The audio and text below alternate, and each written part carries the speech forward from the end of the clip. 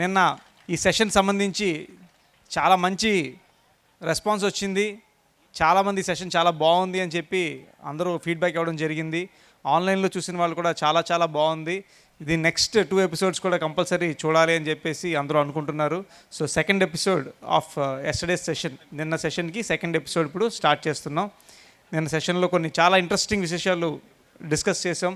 కర్మకు సంబంధించి, కర్మ సిద్ధాంతానికి సంబంధించి, అలాగే డెస్టినీకి సంబంధించి, ఫ్రీ విల్ స్వేచ్ఛ సంబంధించి, ఇలా చాలా విషయాలు మనం డిస్కస్ చేసాం.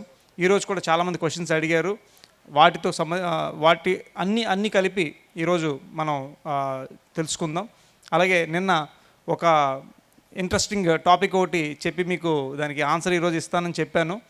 అది ఫస్ట్ థింగ్ ఏంటంటే, ఒక మంచి మాస్టర్, గొప్ప మాస్టర్, ఆయన బండి మీద విపరీతమైన స్పీడ్లో ఒక రోడ్డు మీద వెళ్తున్నాడు. అనుకోకుండా ఒక యానిమల్, ఒక పంది అది రోడ్ని స్పీడ్గా క్రాస్ చేయడం, ఆ క్షణంలో అక్కడ యాక్సిడెంట్ అవ్వాల్సిన పరిస్థితి. కానీ ఏం జరిగింది? యాక్సిడెంట్ అవ్వలేదు. ఖచ్చితంగా అక్కడ యాక్సిడెంట్ అవ్వాలి, కానీ అక్కడ యాక్సిడెంట్ అవ్వలేదు. మరి ఏం జరిగింది అనేది ఈ సెషన్ అయిపోయిన తర్వాత ఖచ్చితంగా మీకు ఆన్సర్ ఇస్తాను. ఓకే. సాధనలో మనకి కొన్ని సత్యాన్ని దర్శించే క్రమంలో వచ్చేటువంటి సందేహాలు, వాటిని గుర్తించి సరి చేసుకోవటం అనే దానికి ఈ కార్యక్రమం ఉపయోగపడాలని చెప్పి ఆ రకంగా ప్రదీప్ విజయ్ గారు దీన్ని రూపకల్పన చేయటం, నిన్న మీరు అందరూ బాగా యాక్టివ్గా పార్టిసిపేట్ చేయటం, ప్రదీప్ విజయ్ గారిని మిమ్మల్ని మనస్ఫూర్తిగా అభినందిస్తూ ఈ కార్యక్రమాన్ని మొదలుపెట్టుకుందాం. ముందుగా నిన్న కొన్ని పెండింగ్లో ఉన్నాయి క్వశ్చన్స్, అవి అయిపోయిన తర్వాత ఫ్రెష్ క్వశ్చన్స్ తీసుకుందాం. బాబు 2 అయిన తర్వాత నాకు కొద్దిగా టైం ఇవాళ మనకి బ్రహ్మర్షి జక్కా రాఘారావు గారు ఈ యొక్క కార్యక్రమంలో పాలు పంచుకోవటం అనేటువంటిది మన అదృష్టంగా భావిస్తూ ఈ యొక్క ప్రశ్నావళి కార్యక్రమం ఇంకొంచెం రసవత్తరంగా జరుగుతుందని చెప్పి ఆశిస్తూ రాఘారావు గారిని షేర్ చేసుకోవాల్సిందిగా కోరుతున్నాను. థ్యాంక్ యూ డాక్టర్ గారు, థ్యాంక్ యూ. నిన్న జరిగినటువంటి సమావేశంలో క్వశ్చన్ టు ఆన్సర్స్ ఏ విధంగా వచ్చినది నేను వినలేదు. అయినా ప్రశ్న అనే దానికంటే పరిప్రశ్న అని అంటే చాలా లోతైనటువంటి అంశాలు అవన్నీ. ఉదాహరణకి తణుకు పక్కన వేల్పూర్ అనేటటువంటి ఒక గ్రామం ఉంది. రమణ మహర్షికి 2 శిష్యులు ఉండేవాళ్ళు. ఒక ఆయన బోధకుడు, ఇంకొక ఆయన మౌన స్వామి. బోధకుడు అనే ఆయనకి జిన్నూరు నాన్నగారు అని చెప్పని పేరు. ఆయన కంప్లీట్ అంతా తిరిగి జ్ఞానాన్ని బోధిస్తుండేవారు. జిన్నూరు నాన్నగారు అని చెప్పేవాళ్ళం. రెండో ఆయన మౌన స్వామి అని చెప్పని తణుకుకు దగ్గరలో వేల్పూర్ అనే గ్రామంలో మౌనులో ఉంటారు ఆయన.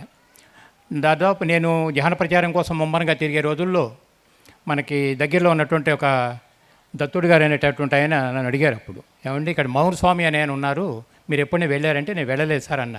మీరు అర్జెంటుగా ఆయన దగ్గరికి వెళ్ళి కలవండి అని చెప్పి అన్నారు. సరే, ఆయన దగ్గరికి వెళ్ళాం. ప్రతి చెట్టుకి ఒక కొటేషన్స్ రాసి ఉన్నాయి.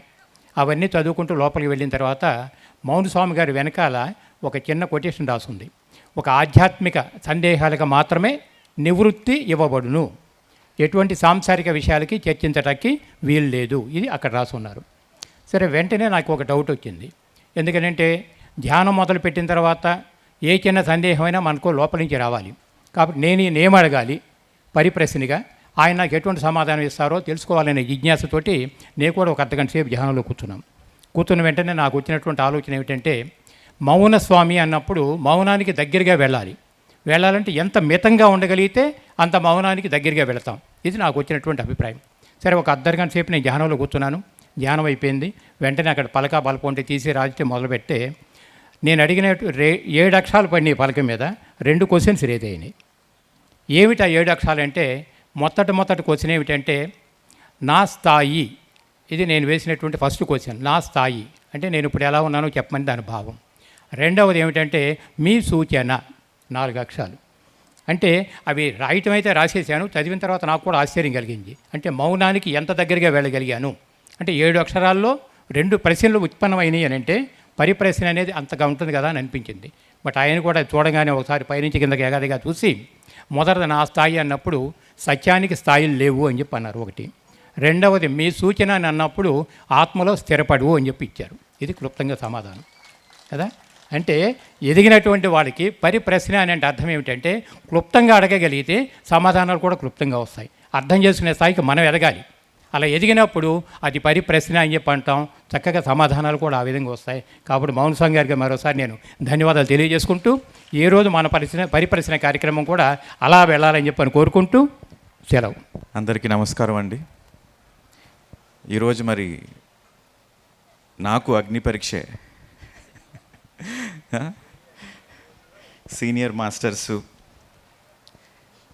సిన్సియర్ మెడిటేటర్సు, బ్రహ్మర్షి అని టైటిల్ తీసుకున్న గొప్ప మాస్టర్ చక్కా రాఘవ గారు, సిన్సియారిటీ, డిసిప్లిన్, ధ్యేయంగా ఎన్లైట్మెంట్ వైపు ముందుకెళ్తున్న మన డాక్టర్ గారు, వీళ్ళ మధ్య వీళ్ళు క్వశ్చన్స్ అడిగి నేను ఆన్సర్ చెప్పడం నాకు అగ్ని పరీక్షే. కానీ ఈ పరీక్ష నేను స్వీకరిస్తున్నాను. Thank you. Okay sir. మొదటి ప్రశ్న, ఒక కుటుంబంలో ఒకరు ధ్యానిగా శాకాహారిగా ఉంటే మిగతా వారు మాంసాహారులుగా ఉంటే వారు ధ్యానులుగా మారాలని నేను కోరుకోవచ్చా? నెక్స్ట్, నేను ఇలాంటి పరిస్థితుల మధ్య ఉండే కర్మ నుంచి ఎలా బయటికి రాగలను? ఓ కుటుంబంలో అందరూ ధ్యానులుగా ఉండి, అందరూ శాకాహారులుగా ఉండి, అందరూ ధ్యానం చేస్తున్నారంటే అందులో కిక్ ఏమైనా ఉందా? థ్రిల్ ఉందా? థ్రిల్ ఉండదు. కుటుంబంలో ఎవరు ధ్యానం చేయట్లేదు, ఎవరు శాకాహారంలో లేదు, మీరు మాత్రమే ధ్యానం చేస్తున్నారు. అన్ని వైపులా మీకు ప్రెషర్ ఉంది, స్ట్రెస్ ఉంది, అయినా కూడా మీరు ధ్యానం చేస్తున్నారు, అయినా మీరు శాకాహారులుగా ఉంటున్నారు.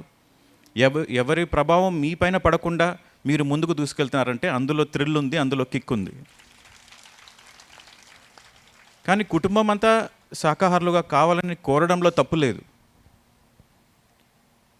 కానీ వాళ్ళ ఫ్రీ విల్లో మనం ఇంటర్ఫియర్ కాకూడదు. మనకు తెలిసిన సత్యం ఒక్కసారి చెప్పాలి. అహింస చోడో, హింస వద్దు అన్న సత్యాన్ని మనం కంపల్సరీ ఒక్కసారి చెప్పాలి. అది వాళ్ళకి ఇంట్రెస్ట్ లేదు అన్నప్పుడు మళ్ళీ మళ్ళీ చెప్పి వాళ్ళని హింసించకూడదు. ఎవరి ఇష్టం వాళ్ళది.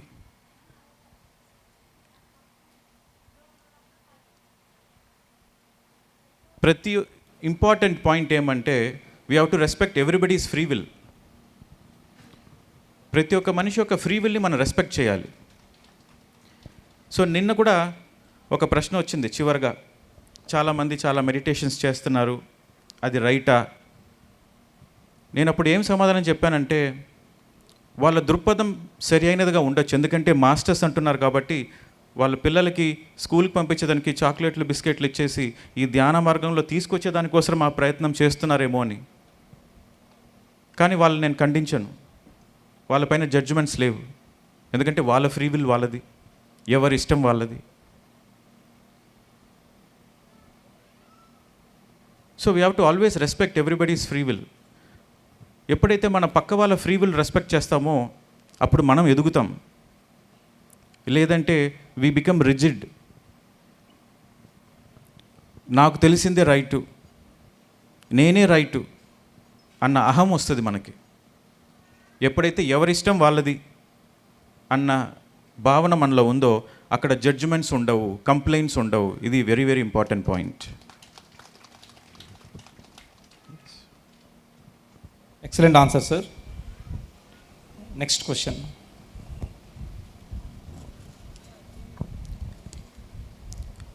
భగవద్గీతలో 18వ అధ్యాయం 65వ శ్లోకంలో నన్ను పూజించు, నన్ను స్మరించు, నాతోనే ఉండు, నేను నీ యొక్క అన్ని కర్మల నుండి నిన్ను బయటికి పడేస్తాను అన్నారు. దానికి సంబంధించి కొంచెం వివరణ ఇవ్వగలరు? Correct statement. కానీ ఆ పదాన్ని మనం అర్థం చేసుకోవడంలో కొంచెం తప్పు చేశాం. అక్కడ నన్ను అనే పదాన్ని అహం అని మార్చేసేయండి. అంటే ద ఎసెన్స్ ఆఫ్ మీ. నన్ను అంటే నా ఆత్మస్వరూపాన్ని. ఎవరి ఆత్మస్వరూపాన్ని? తన సొంత ఆత్మస్వరూపాన్ని. సో ఆ స్టేట్మెంట్ మళ్ళీ చదవండి. నా ఆత్మను నేను పూజిస్తాను. మళ్ళీ చదవండి అదే స్టేట్మెంట్. నన్ను పూజించు, నన్ను స్మరించు, నాలోనే ఉండు. కాదు, ఆ స్టేట్మెంట్ని నన్ను అనేది ఆత్మ అని మార్చేసి. ఆత్మని పూజించు, ఆత్మనే స్మరించు, ఆత్మగానే ఉండు, అన్ని కర్మల నుండి నిన్ను బయటపడేస్తాను. ఎంత పర్ఫెక్ట్ స్టేట్మెంట్.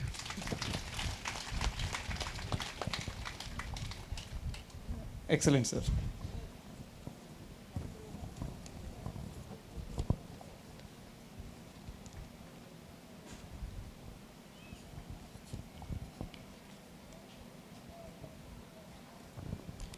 అనుభవమే జ్ఞానం అనుకుంటే ధ్యానంలో అందరికీ అనుభవాలు వస్తాయి, కానీ వాటిని ఎలా అర్థం చేసుకోవాలో తెలియట్లేదు. ధ్యాన సాధనకి ఎలా ఉపయోగించుకోవాలి? అనుభవంలో వచ్చే, ధ్యానంలో వచ్చే అనుభవాలా? ధ్యానంలో వచ్చే అనుభవాలు, అనుభవమే జ్ఞానం అన్నారు కాబట్టి ఈ అనుభవాలని ఒక్కొక్కరు ఒక్కోలా అర్థం చేసుకుంటారు. సో ఎలా అర్థం చేసుకోవాలి, ఏది కరెక్ట్ పర్సెప్షన్?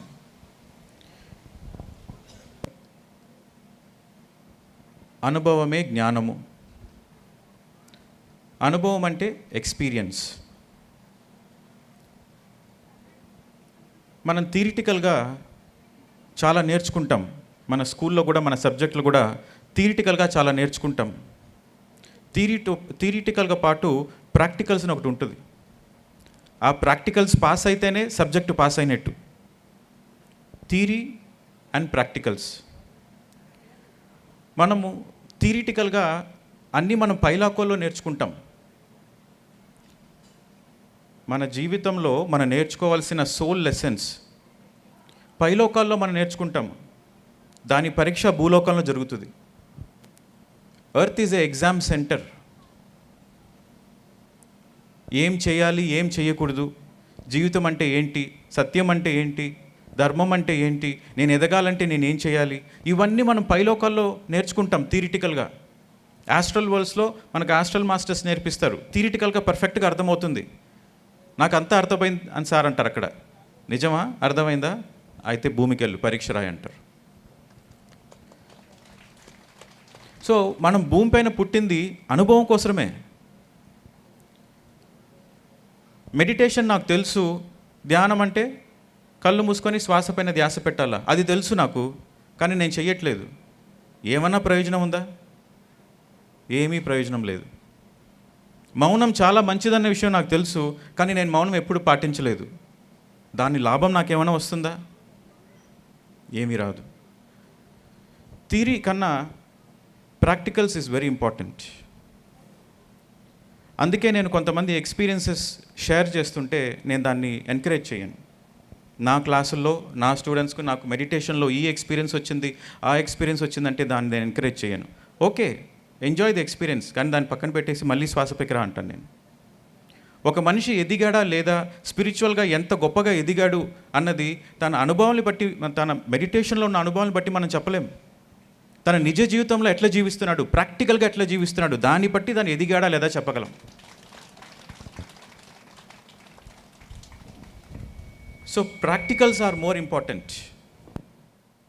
చాలామంది చెప్తుంటారు, సార్ నేను 10 yearsగా మెడిటేషన్ చేస్తున్నాను, 15 yearsగా మెడిటేషన్ చేస్తున్నానని.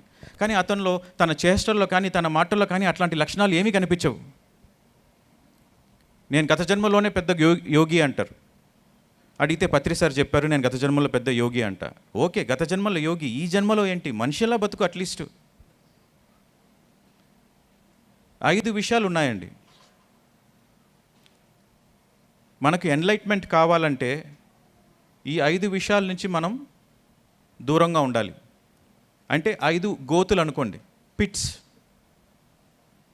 ఇది మనం ఏం సంఘం, ఎందుకోసం మనం ఇక్కడ గ్యాదర్ అయ్యాం? ఇది సత్సంగ్, సత్యాన్వేషణ.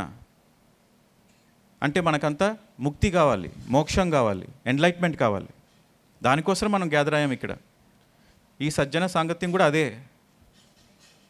సో మనకు ముక్తి, మోక్షము, ఎన్లైట్మెంట్ ఇది కావాలన్న కోరిక మనకు వచ్చినప్పుడు 5 గోతులు ఉంటాయి, 5 పిట్ ఫాల్స్. మొదటిది క్రేవింగ్స్ ఆన్ ద ఫుడ్, తిండి పదార్థాలపైన నాలుక రుచి, భోగాలు, దీనిపైన వ్యామోహం. రెండోది రికగ్నిషన్, గుర్తింపు, నేమ్ అండ్ ఫేమ్. నా ఫోటో ఫ్లయర్లో ఉండాలి, నేను పిఎంసీలో రావాలి, నేను ఈ పని చేశానని నలుగురికి తెలియాలి. అది రెండోది, నేమ్ అండ్ ఫేమ్. మూడోది డబ్బు, మనీ. గ్రేట్ లెసన్, చాలా పెద్ద పరీక్ష ప్రతి మనిషి జీవితంలో డబ్బు అనేది. మనీ, వెల్త్, దీనిపైన ఒక ఆకర్షణ ఉంటుంది. అంటే నాకు ఎన్లైట్మెంట్ కావాలి అనుకున్న తర్వాత ఇవన్నీ వస్తాయి. మూడోది. నాలుగోది పవర్, నేను చెప్పిన మాటే అందరూ వినాలి, నేనే రైట్, అందరూ నన్ను ఎస్ సార్ అనాలి. పవర్. ఇది స్పిరిచువల్గా కూడా నాకు సిద్ధులు కావాలి, నాకు స్పిరిచువల్ గిఫ్ట్స్ కావాలి. నేను ఛానలింగ్ చేస్తాను, నేను ఛానలింగ్ చేస్తే ఎవరైనా రావాల్సిందే. నేను మావతార్ బాబాజీని ఛానల్ చేస్తాను, నేను లక్ష్మీదేవిని ఛానల్ చేస్తాను, నేను స్టార్ బీయింగ్స్ని ఛానల్ చేస్తాను. ఇవన్నీ power. 4th point. 5th, attraction towards the opposite sex, sexual attraction. 5వది. ఈ 5 విషయాలు మన ఎన్లైట్మెంట్కి అడ్డంకులుగా ఉంటుంది ప్రతి మనిషికి. ఈ 5 విషయాలు ఎక్కడుంటాయంటే తనలోనే ఉంటాయి. ఎప్పుడైతే నాకు ఎన్లైట్మెంట్ కావాలి, నాకు ముక్తి కావాలి, నాకు మోక్షం కావాలన్న కోరిక పుట్టిందో ఈ 5 విషయాలు తనలో నుంచి బయటికి వస్తాయి. బయట ఉన్న విషయాలు కావు, తన లోపల ఉన్న విషయాలే. ఇవన్నీ ఎందుకు చెప్తున్నా అంటే అనుభవమే జ్ఞానం అన్నారు కదా. మనము మెడిటేషన్ చేస్తుంటే స్పిరిచువల్గా నిన్న చెప్పాము, రావణాసురుడు ధ్యానం చేస్తాడు, రాముడు కూడా ధ్యానినే. కానీ తేడా ఏంటి? అనుభవము. రాముడు తన ఎన్లైట్మెంట్ కాకముందు తనపైన తను వర్క్ చేసుకున్నాడు, నాలో ఏం లోపాలు ఉంది అనేసి. రావణాసురుడు ఎక్కడ చిక్కుకుపోయినాడు? Power and opposite sex, attraction towards opposite sex. ఈ 2 విషయాల్లో చిక్కుకుపోయినాడు రావణాసురుడు.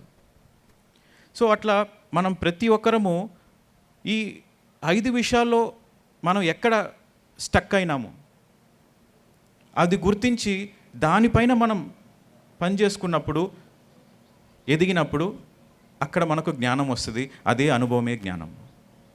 Excellent sir, excellent. So next question sir, ఇది చాలా ఇంపార్టెంట్ క్వశ్చనే. పిల్లల మీద కోపం చూపించకూడదు అంటారు, కానీ కోపం చూపించకుండా ఒక్కోసారి వాళ్ళలో మార్పు రావడం లేదు. సో ఒకళ్ళు కోపం చూపించాల్సిన పరిస్థితుల్లో ఎలా చూపించాలి, కోపాన్ని ఎలా కంట్రోల్ చేసుకోవాలి మనం అలాంటి సిచ్యువేషన్స్లో? 1. 2, యాజ్ ఏ టీచర్గా కూడా అక్కడున్న సిచ్యువేషన్లో పిల్లల్ని తిట్టాల్సిన పరిస్థితి లేదా కొట్టాల్సిన పరిస్థితి అనుకోండి. ఫర్ ఎగ్జాంపుల్ అక్కడ కంట్రోల్ చేయడానికనో సంథింగ్ చదవడానికో వాట్ ఎవర్ ఇట్ ఈస్. ఒక గురువుగా మరి అది ఒక కర్మ కింద వస్తుందా, లేక అది దాన్ని ఎలా తీసుకోవాలి? ఆ కర్మకి నేను బాధ్యత వహించగలనా? ఇందాక మన రాఘవరావు గారు చెప్పారు పరిప్రశ్న ఇంపార్టెంట్ అనేసి. పరి అంటే ఉన్నతమైన, పరిప్రశ్న అంటే ఉన్నతమైన ప్రశ్న. ఇది ఉన్నతమైన ప్రశ్న. మనం ఎన్లైట్మెంట్ గురించి మాట్లాడుతున్నాం, కానీ కోపం గురించి చెప్తా నేను. మీరు పిల్లలతో ఎట్లా డీల్ చేయాలనేది మీ ఫ్రీ విల్, నేను ఇంటర్ఫియర్ కాను. కానీ కోపం ఎందుకు వస్తుందో చెప్తా. ఎందుకు వస్తుంది తెలుసా మీకు అంత కోపం? మనందరికీ ఎందుకు వస్తుంది తెలుసా కోపం? ఎందుకు వస్తుంది? When we feel helpless. ఏ సందర్భంలో అయినా మనం హెల్ప్లెస్గా ఉన్నప్పుడు, నేను ఏమీ చేయలేకపోతున్నాను, నా వల్ల చేత కావట్లేదు, ఆ సందర్భంలో మన కోపం వస్తుంది. The helplessness is the reason for your anger. ఒక అమ్మ చిన్నపిల్లవాడికి తినిపిస్తుంది, తినరా తినరా అంటుంది, వాడు నాకు వద్దు వద్దు అంటాడు. ఒకసారి చెప్తుంది, 2 సార్లు చెప్తుంది, 3 సార్లు చెప్తుంది, వాడు వినడు, తను హెల్ప్లెస్. కోపం వస్తుంది, తింటావా కొట్టనా అంటాడు. ఆ కోపం ఎక్కడి నుంచి వచ్చింది? చేతకానితనం. సో ప్రతి టీచర్ కూడా, అంటే కోపం అనేది నేను తప్పని చెప్పట్లేదు, ఎందుకోసం ఆ కోపం వస్తుంది అంటే మీరు టీచింగ్ చేసేటప్పుడు పిల్లలు వినట్లేదంటే అక్కడ లోపం పిల్లల్లో కాదు, టీచర్లో ఉంది. పిల్లలకి అర్థమయ్యేటట్టు టీచర్ చెప్పట్లే. తల్లి బిడ్డ పైన కోపడుతుందంటే అక్కడ లోపం తల్లిలో ఉంది, బిడ్డలో కాదు. ప్రతిసారి మనకు కోపం వచ్చినప్పుడు ఏ సందర్భంలో నా కోపం వచ్చింది అని గుర్తించి అందులో నుంచి నేను ఎట్లా అధిగమించాలా, ఆ సిచ్యువేషన్ నేను ఎట్లా హ్యాండిల్ చేయాలా, దానిపైన మనము పరీక్షించుకుంటే, ధ్యాస పెడితే మన కోపం అవసరం ఉండదు. అదే కోపము కొన్ని విషయాల్లో పనికి వస్తుంది అన్నమాట. కొంతమంది స్టూడెంట్స్ పిచ్చి పిచ్చి క్వశ్చన్లు అడుగుతుంటారు, అప్పుడు మనం గట్టిగా అరిచామంటే ఆ క్వశ్చన్లు మానేస్తారు. సో కోపము మంచికి కూడా పనికి వస్తుంది, కానీ ఇన్ జనరల్గా ఒక మంచి విషయానికి కోపడడం కరెక్ట్, చేతకానితనం వల్ల కోపడడం రాంగ్. Excellent sir, excellent. దీనికి సంబంధించి అదే మీరు చెప్పిన దాంట్లోనే కొంచెం ఆ కర్మకు సంబంధించి కూడా, అంటే ఇప్పుడు నేను గురువుగా నేను శిష్యుడిని నేను సరైన మార్గంలో పెట్టడానికి నేను కర్మ చేశాను. సో ఆ కర్మకు సంబంధించి కూడా ఒక క్లారిటీ. గురువు అనే అతను తన మెయిన్ రోల్ ఏమంటే స్టూడెంట్స్ ఒక ఈగోని బ్రేక్ చేయడం. That is the primary role of a guru. ఆ అహం అంటారు, ఈగో. ఆ ఈగోని బ్రేక్ చేసేదే గురువు ఒక మెయిన్ రోల్. ఆ ఈగోని బ్రేక్ చేసే ప్రాసెస్లో గురువు ఏమి చేసినా కరెక్టే.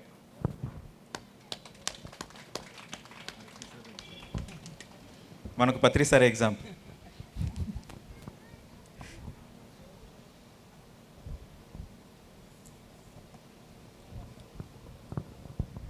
సో ఇది నిన్న మీరు ఆన్సర్ ఇచ్చిన క్వశ్చనే సార్, బట్ మళ్ళీ వచ్చింది. Is everything predestined or there is a free will? If we can change our plan, how meditation helps in doing so? If we can't change, then what is the main purpose of meditation? Everything is pre planned, అది వాస్తవం, సత్యం. కానీ మనకు free will కూడా ఉంది, ఇచ్ఛాశక్తి కూడా ఉంది, అది కూడా వాస్తవమే. ఇక్కడ 2 వాస్తవాలు ఉన్నాయి. మన జన్మ తీసుకునే ముందు పర్ఫెక్ట్ ప్లానింగ్తో మనం జన్మ తీసుకుంటాం. మీరు రోడ్డు పైన పోతుంటారు, ఒక బస్ స్టాప్లో ఒకతను సార్ టైం ఎంత సార్ అని అడుగుతాడు, ఎందుకంటే అతని దగ్గర వాచ్ లేదు. టైం ఎంత అని అడుగుతాడు, మీరు టైం చెప్పేసి వెళ్ళిపోతారు.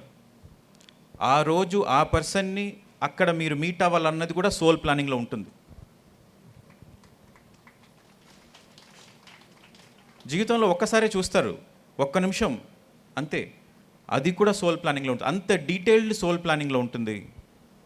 దట్ మచ్ డీటెయిల్, అంత డీటెయిల్గా మన ఆత్మ ప్లానింగ్ చేసుకొని పుడుతుంది. మనం ఒక చిన్న ఇల్లు కట్టుకోవాలంటే ఎంత ప్లానింగ్ చేసుకుంటాము, పక్క ఊరికి వెళ్ళి రావాలంటే ఎంత ప్లానింగ్ చేసుకుంటాము. అట్లాంటిది భూమికి రావాలంటే సోల్ ఎంత ప్లానింగ్ చేసుకుంటుంది, వెరీ డీటెయిల్డ్ ప్లానింగ్ ఉంటుంది. కానీ ఆ ప్లానింగ్ ప్రకారమే ఉంటే ఇంకా మనకు లైఫ్లో థ్రిల్ ఏముంది, ఏమీ మార్చగలలేమా? అంతా విధినా? అంతా విధి అయితే నేను చేసేది ఏమీ లేదా, నేను చేతకాని వాడినా అంటే ఫ్రీ విల్ కూడా ఉంది. ప్రతి ఒక్క మనిషికి ఫ్రీ విల్ ఉంది. అంటే తను డిజైన్ చేసుకున్నది తన సొంత ఇచ్ఛాశక్తితో తను మార్చుకోగలడు. ప్రతి ఒక్క మనిషికి ఆ ఫ్రీ విల్ ఉంది. కానీ ధ్యానం చేయని వాళ్ళకి ఆ ఫ్రీ విల్ ఉందనే విషయం తెలీదు. మెడిటేషన్ చేసే వాళ్ళకి నాకు ఆ ఫ్రీ విల్ ఉందనే విషయం తెలుస్తుంది. సో ఇప్పుడు 2 ఉంది, డెస్టినీ ఉంది, ఫ్రీ విల్ ఉంది. ఏది గొప్పది? Free will always over rule. ఆ ఫ్రీ విల్ని ఎట్లా యూజ్ చేయాలో తెలుసుకోవడానికే ధ్యానం. ధ్యానం ఒక మెయిన్ పర్పస్ ఏంట్రా అంటే నా ఫ్రీ విల్ని నేను ఎట్లా యూజ్ చేసుకోవాలి, to realise your own potential, human potential. We are unlimited beings అంటారు కదా, we are infinite beings, we are unlimited beings, we create our own reality. అన్నీ ఉన్నాయి, కానీ ఎట్లా చేయాలా, దానికే ధ్యానం. ఎందుకంటే ధ్యానం చేసేటప్పుడు మనకు ఎక్కువ శక్తి వస్తుంది, కాస్మిక్ ఎనర్జీ వస్తుంది, అవేర్నెస్ వస్తుంది. ధ్యానంలో శక్తి వస్తుంది, అవేర్నెస్ అంటే ఎరుకుదల, మూడోది క్లారిటీ. ఇది చాలా ఇంపార్టెంట్. ఆ క్లారిటీ ఉన్నప్పుడు నా ఫ్రీ విల్ని నేను ఎట్లా యూజ్ చేయాలి, ఎందుకు యూజ్ చేయాలి, ఎప్పుడు యూజ్ చేయాలి, ఈ విషయాలన్నీ మనకు అర్థమవుతాయి. So free will is very important. Even కృష్ణుడు ఆ కురుక్షేత్రంలో అర్జునుడికి డైరెక్ట్గా 1-to-1 గీతోపదేశం చేసిన తర్వాత అర్జునుడు అడుగుతాడు, ఓకే స్వామీజీ మీరు చెప్పిందంతా నాకు అర్థమైంది, నన్ను ఏం చేయమంటారు చెప్పండి, నేను చేస్తానంటాడు. యదా ఇచ్చసి తదా కురు అంటాడు కృష్ణుడు. అంటే నీకు ఏది ఇష్టమో అది చెయ్యని. అక్కడ కృష్ణుడు ఏం చెప్పాడు, final statement, your free will is there, use your free will. మొత్తం చెప్పాడు, ధర్మం చెప్పాడు, సత్యం చెప్పాడు, ఏమి చెయ్యాలో చెప్పాడు. అన్నీ చెప్పిన తర్వాత ఇది చెయ్యి అని చెప్పలేదు, ఫ్రీ విల్ ఉంది. నేను ఒక మాట చెప్పాను, no higher masters will tell you what to do, what not to do. Higher masters ఇది చెయ్యి అది చెయ్యని చెప్పరు, చెప్పేవాళ్ళు హయ్యర్ మాస్టర్సే కాదు. ఎందుకంటే హయ్యర్ మాస్టర్స్ మన ఫ్రీ విల్లో ఇంటర్ఫియర్ కారు. Free will is the greatest gift we all have. ఆ ఫ్రీ విల్ని ఎట్లా నేను యూజ్ చేసుకోవడం, ఆ ఫ్రీ విల్ని యూజ్ చేయాలంటే మీకు ఎనర్జీ కావాలి, ఎనర్జీ శక్తి కావాలి, అవేర్నెస్ ఎరుకుదల, మూడోది క్లారిటీ. ఈ 3 విషయాలు ఉన్నప్పుడే మీరు ఆ ఫ్రీ విల్ని యూజ్ చేయగలరు. ఆ 3 విషయాలు దేని ద్వారా దొరుకుతుందంటే ధ్యానము, స్వాధ్యాయము, సజ్జన సాంగత్యం. That is ultimate. ఈ 3 విషయాలు మనం చేసినప్పుడు నా లైఫ్ నా ఇష్టం, నా లైఫ్ నా ఇష్టం అన్నప్పుడు యూ బికమ్ అ మాస్టర్.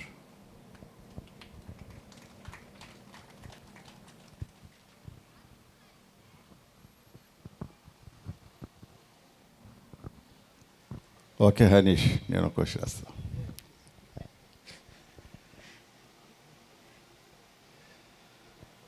ఒక మెడిటేటరు తన ఫ్రీ విల్ని ఉపయోగించుకుని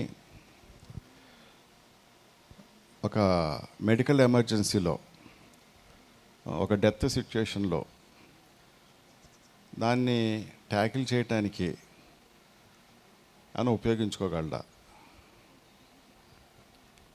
ఇది ఆపద్ధర్మం కింద వస్తుంది. నేను ఆ ధర్మం అన్న కాన్సెప్ట్ చెప్పుకున్నాము. ఇది ఆపద్ధర్మం. ఆపద్ధర్మం అంటే ఎక్సెప్షన్. ఎమర్జెన్సీస్లో మన ధర్మం మారిపోతుంది. జనరల్గా మందులు తీసుకోకూడదు. నో డాక్టర్స్ నో మెడిసిన్స్ అని మన 18 గైడింగ్ ప్రిన్సిపల్స్లో ఉంది. No doctors no medicines. అది that is a general formula. తలకాయ నొప్పికి, జ్వరానికి, ఇంట్లో మన శరీరంలో ఉన్న ప్రాబ్లమ్స్కి మనం డాక్టర్స్ దగ్గరికి పోము, మందులు వేసుకోకూడదు కూడా. మన స్వంత ధ్యానంతో మనం అన్నీ హీల్ చేసుకోవాలి. Self healing. పక్క వాళ్ళ దగ్గరికి వెళ్ళి మీరు నాకు హీలింగ్ చేయండి కాదు, సెల్ఫ్ హీలింగ్. మన ధ్యానంతో మనం హీలింగ్ చేసుకోవాలి. అది ధర్మం. ఇక్కడ ఆపద్ధర్మం అనేది ఏంటంటే ఎమర్జెన్సీ కేసెస్, చావు బతుకుల్లో ఉన్నాం, అక్కడ కంపల్సరీ డాక్టర్ దగ్గరకు పోవాలి. ఇది ఆపద్ధర్మము. ఎమర్జెన్సీ కేసెస్లో కంపల్సరీ పోవాలి. ఎందుకు సార్ కంపల్సరీ పోవాలంటే నాకు ఆ స్వధర్మం ఉంది, నా శరీరాన్ని నేను కాపాడుకోవాలి. నేను భూమిపైన వచ్చింది ఎన్నో విషయాలు సాధించాలని, ఎన్నో విషయాలు నేర్చుకోవాలని. స్వధర్మం ఏంటి? నా ఆత్మ పట్ల, నా శరీరాన్ని పట్ల. అక్కడ ఎమర్జెన్సీ, ప్రాణం పోతుంది అన్నప్పుడు డాక్టర్స్ కానీ పక్క వాళ్ళ హెల్ప్ కానీ ఇమ్మీడియట్గా తీసుకోవాలి. అది ఆపద్ధర్మము. సో అక్కడ ఫ్రీ విల్ యూజ్ చేసి, అక్కడ మళ్ళీ ఫ్రీ విల్ ఎక్కడ వర్తిస్తుందంటే, ఓకే నా శరీరం నేను కాపాడుకోవాలి, నేను ఇంకా చేసే పనులు చాలా ఉన్నాయి, నేను భూమిపైన ఉండాలన్నప్పుడు అక్కడ ఫ్రీ విల్ యూజ్ చేసి నేను డాక్టర్ దగ్గర పోయి నా శరీరాన్ని కాపాడుకుంటా. ఎందుకంటే ఎమర్జెన్సీ. రోడ్లో యాక్సిడెంట్ అయింది, ఎమర్జెన్సీ, కుట్లు వేసుకోకపోతే, బ్లడ్ ఆగకపోతే ప్రాణాలు పోతుంది. నేను డాక్టర్ దగ్గర పోను చెప్పి కూర్చుంటారా? కానీ కూర్చోవచ్చు. ఆ ఫ్రీ విల్ కూడా ఉంది. డాక్టర్ దగ్గరకు పోవడము పోకపోవడం కూడా మీ చాయిసే. కానీ ధర్మం తెలుసుకొని దాని తర్వాత ఫ్రీ విల్ యూస్ చేయండి. ఆపద్ధర్మంలో ఉండి ఆపద్ధర్మాన్ని అండర్స్టాండ్ చేసుకొని ఫ్రీ విల్ యూస్ చేసుకోవడం correct. Thank you sir. Medical ఫీల్డ్లో ఇంకో క్వశ్చన్. Yes sir. నేను పిల్లల వైద్యుడిని. జన్మతః కొంతమంది శిశువులకి కొన్ని జెనెటిక్ డిజార్డర్స్, కంజెనిటల్ డిజార్డర్స్ ఉంటాయి. ఈ యొక్క స్పిరిచువల్ సైన్స్ పత్రి సార్ అదృష్టం కొద్ది వారి దగ్గర నేను నేర్చుకున్నటువంటి మెడిటేషన్ అండ్ ఆత్మజ్ఞానం కొంత వంట పెట్టాక ఒక చిన్న ప్రయోగం మొదలుపెట్టా. అసలు ఈ కంజెనిటల్ డిజీజెస్ ఎందుకు వస్తాయి? ఖచ్చితంగా ఆ డిజీజ్ వల్ల చనిపోతున్నారు. ఒక 5 or 6 చేశాను. అందులో 2 ఇన్స్టెన్సెస్ నేను ఇక్కడ ఉదహరిస్తున్నాను. సివియర్ హార్ట్ డిసీజు, బిలియరీ ఎట్రీసియా అని చెప్పి లివర్ టిష్యూ ఉంటుంది కానీ డక్ట్స్ ఉండవు. అంచేత లివరు రోజు రోజుకి అలర్జీ, కొన్ని రోజుల తర్వాత చైల్డ్ చనిపోతుంది. సాధారణంగా అటువంటి పరిస్థితుల్లో బిడ్డని హాస్పిటల్కి తీసుకెళ్ళినప్పుడు మొత్తం హిస్టరీ తీసుకుంటూ ఆ యొక్క పేరెంట్స్ని డాక్టర్స్ చేసే క్వశ్చన్ ఏంటంటే మేనరికమా అంటే, వాళ్ళు మేనరికమని ఆన్సర్స్ వచ్చినప్పుడు ఈ ఎదురుగుండా ఉన్న బిడ్డకు వచ్చిన అనారోగ్యం గురించి ఆందోళన ఒక ఎత్తు అయితే, మేనరికం వల్ల ఇది వచ్చిందని చెప్పి డాక్టర్ గారు చెప్తున్నారు. ఒకవేళ రేపొద్దున పుట్టబోయే బిడ్డకు కూడా ఇటువంటి పరిస్థితి వస్తుందేమో అనేటువంటి సందేహం వచ్చి కొంతమంది డాక్టర్స్ని ఆ టైంలోనే అడుగుతారు. మేనరికం అంటున్నారు కాబట్టి తర్వాత పుట్టబోయే బిడ్డ నార్మల్గా పుట్టడానికి అవకాశం ఉందా అని. అంటే వీళ్ళు ఎలాగే చనిపోతారని డిసైడ్ అయిపోతుంది. ఆ టైంలో ఇప్పుడున్న మెడికల్ నాలెడ్జ్ ప్రకారం డాక్టర్స్ నాకు తెలిసినంతవరకు ఇచ్చే సలహా ఏంటంటే, మళ్ళీ గర్భం దాల్చిన తర్వాత, అప్పుడు చేయాల్సిన టెస్టులు చేసిన తర్వాత, అప్పుడు వచ్చిన రిజల్ట్స్ని బట్టి కానీ, అప్పుడున్న ఆ టైంలో ఉన్నటువంటి రిపోర్ట్స్ని బట్టి కానీ ఇప్పుడు నీకు సమాధానం చెప్పలేము అని. ఇది యూనివర్సల్గా ప్రపంచవ్యాప్తంగా ఉంటున్నటువంటిది. నాకు ఒక చిన్న పరిష్కారం ఎలా చేద్దామని చెప్పి ఒక ఆలోచన వచ్చి, ఈ చిల్డ్రన్స్ది ఇంకా ఎలాగా వాళ్ళు మెంటల్గా ప్రిపేర్ అయిపోయారు, తర్వాత పుట్టబోయే బిడ్డకి మీరు ఒక చిన్న ప్రయోగం చేయండి అంటే, నాకు ఒక పాయింట్ నాకు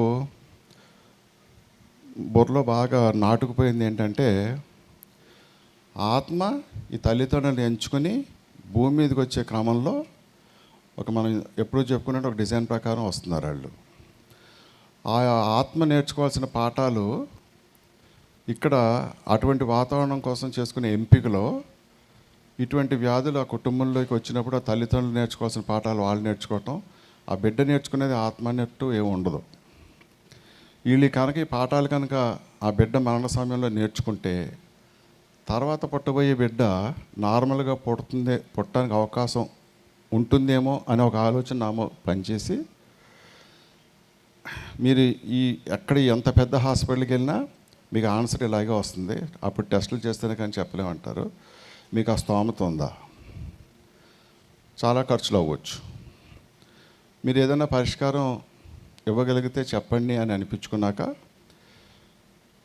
నేను వాళ్ళకి ఇచ్చినటువంటి సలహా, మన కుటుంబంలో ఉండేటువంటి వాతావరణం అది హింసాయుతంగా ఉందా, అహింసాయుతంగా ఉందా, దాని మీద బేరీ చేసుకుని ఆత్మ యొక్క ఎంపికలో ఆత్మకి నచ్చినటువంటి వాతావరణం ఇంట్లో కనుక మనం చూపించుకోగలిగితే, ఉన్నత తలాల్లో ఉండేటువంటి ఆత్మలు తల్లి గర్భంలో ప్రవేశిస్తే ఇటువంటి కర్మ మీ కుటుంబంలో మరింక దాపురించకపోవచ్చు. అంచేత ఈరోజు నేను ఇచ్చేటువంటి సలహా మీరు పాటించగలరా అంటే, ఏదైనా పర్లేదండి, బిడ్డ కోసము ఏదైనా చేస్తాం. ఈ రోజు నుంచి ఈ రోజు నుంచి 2 సంవత్సరాల పాటు మీ ఇంట్లో మాంసాహారం ఉండదు. ఓపిక ఉంటే ఇదిగోండి మా సిస్టర్ ధ్యానం నేర్పుతారు, ధ్యానం నేర్చుకుని ధ్యానం కూడా చేయండి. అందులో 4-5 కేసుల్లో 2 కేసులు మళ్ళీ చక్కటి బిడ్డని ఎత్తుకుని హాస్పిటల్కి రావడం జరిగింది. అది ఎంతవరకు వ్యాలిడ్ అనేటువంటి దాంట్లో అది కొంచెం క్లారిటీ మీరు మేడం. అగైన్ ఇది ఫ్రీ విల్కి సంబంధించిందనమాట. సో మీరు చెప్పిందంత రైట్. ఎన్ని అంటే ఎవ్రీథింగ్ ఈజ్ కార్మిక్. మేనరికము, పుట్టుకతో కొన్ని ప్రాబ్లమ్స్, జెనెటికల్ డిసార్డర్సు, ఇవన్నీ కూడా కర్మలే. ఆ ఆత్మ తెలుసు ఈ ఈ తల్లి గర్భంలో పుడితే, ఈ కుటుంబంలో పుడితే నాకు ఈ ఛాలెంజెస్ ఉంటుంది అని సోల్ ప్లానింగ్లోనే తెలుసు. అయినా సెలెక్ట్ చేసుకుంటుంది. ఎందుకంటే అది ప్రారబ్ధ కర్మము. దాని ద్వారా కొన్ని నేర్చుకునేది ఉంది, కొన్ని సెటిల్మెంట్స్ ఉన్నాయి, కార్మిక్ అకౌంట్ సెటిల్మెంట్స్ ఉన్నాయి, కొన్ని నేర్చుకునేది ఉన్నాయి.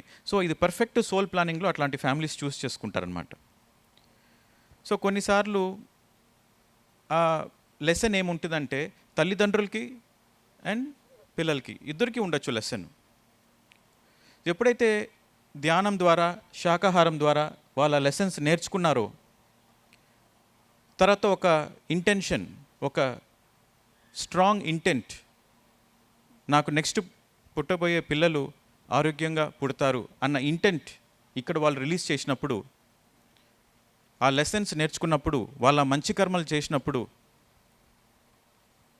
ఆ ఫ్రీక్వెన్సీకి మ్యాచ్ అయ్యే సోల్ మళ్ళీ గర్భం దాలిస్తుంది అనమాట.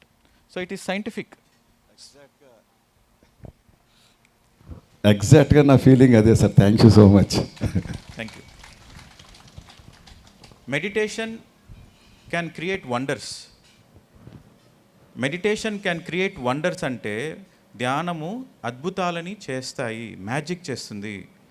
ధ్యానం అద్భుతాలను చేస్తుంది అంటే దానికి అర్థం ఏమంటే ధ్యానం ద్వారా మనము నేర్చుకోవాల్సిన విషయాలు నేర్చుకొని మనం ఎదిగితే అక్కడ అద్భుతాలు ఉంటాయి. సో అది complete statement. So the focus is on self transformation. ధ్యానం మాత్రం చేస్తాము కానీ అక్కడ ఎదుగుదల లేదు అంటే ఆ ధ్యానం ద్వారా ఎనర్జీ వస్తుంది కానీ ఎన్లైట్మెంట్ ఉండదు. చెప్పాను కదా, మెడిటేషన్ ద్వారా ఎనర్జీ, అవేర్నెస్, క్లారిటీ. నేను ఎందుకు ధ్యానం చేస్తున్నానన్న విషయం మనం గుర్తుపెట్టుకోవాలి ప్రతిరోజు. పత్రి సార్ అందరినీ స్టేజ్ ఎక్కించిన వాళ్ళందరినీ ఇతను గ్రేట్ మాస్టర్ అంటారు, కానీ చూసేదానికి కూడా ఏదో పనులు చేస్తుంటాడు. ఇదేం తప్ప వీడు ఏదో పనులు చేస్తున్నారు, వీడిని గ్రేట్ మాస్టర్ అంటారు ఏమంటే, సో పత్రి సారు అతనిలో ఉన్న ఆత్మస్వరూపాన్ని చూసి ఇతను గ్రేట్ మాస్టర్ అన్నారు. అంటే అతను గ్రేట్ మాస్టర్ అని ఒక 4 సార్లు చెప్తే కానీ నేను గ్రేట్ మాస్టర్ అవుతాడు, ఒకరోజు ఏదో రోజు అవుతాడని ఒక నమ్మకం మనలో. ఆ పొటెన్షియల్ ఉంది. మాస్టరీ ప్రతిసారి కూడా sir my dear friends, my dear masters, my dear God's అంటారు. మై డియర్ మాస్టర్స్ అంటే ఆ సెల్ఫ్ మాస్టరీ పైన పనిచేస్తూ ఉన్నవాడే మాస్టర్. ప్రతిరోజు పనిచేస్తుండాలి. మన ఎదుగుదల కోసం ప్రతిరోజు మనం కృషి చేయాలి, ప్రయత్నం చేయాలి. మన ధ్యాస ప్రతిరోజు నా ఎదుగుదల, ప్రతిరోజు ప్రతి క్షణము నేను ఎదగాలి, ఉన్నత స్థితికి వెళ్ళాలి. నిన్నటికన్నా ఈరోజు నేను నిన్న ఉన్న స్థితిలో కన్నా ఈరోజు స్థితిలో ఇంకొంచెం నేను మెరుగుపడాలి. నిన్న ఒక సందర్భంలో నాకు కోపం వచ్చింది, నాకు కోపం వద్దు, ఈరోజు నేను దానిపైన పనిచేసుకుంటాను, కాన్షియస్గా ఉంటాను, ఎరుగుదలతో ఉంటాను, అవేర్నెస్లో ఉంటాను. నెల ముందు ఒక వ్యాపారం చేశాను, డబ్బులు సంపాదించాను, కానీ ధర్మపదంగా, న్యాయపదంగా చేయలేదు. ఏదో కొంచెం తప్పులు మాట్లాడాల్సి వచ్చింది, కొన్ని అబద్ధాలు. రియల్ ఎస్టేట్ బిజినెస్లో మాట్లాడతారు కదా, ఉన్నది లేనిది ఉన్నది, అట్లా డబ్బులు సంపాదించాను. ధ్యానంలోకి వచ్చాను. ధ్యానంలో వచ్చిన తర్వాత కూడా నేను అబద్ధాలు మాట్లాడుతున్నాను. ధ్యానంలో వచ్చిన తర్వాత కూడా నేను సత్యంలో జీవించట్లేదు. ఇది రైట్ కాదు, నా జీవితాన్ని నేను మార్చుకోవాలి అన్న ఒక తపనతో ప్రతిరోజు కృషితో మనం మార్చుకుంటే ప్రతి ఒక్క మనిషి మాస్టర్ అవుతాడు. సో అట్లా కృషి చేసే మనిషే మాస్టర్.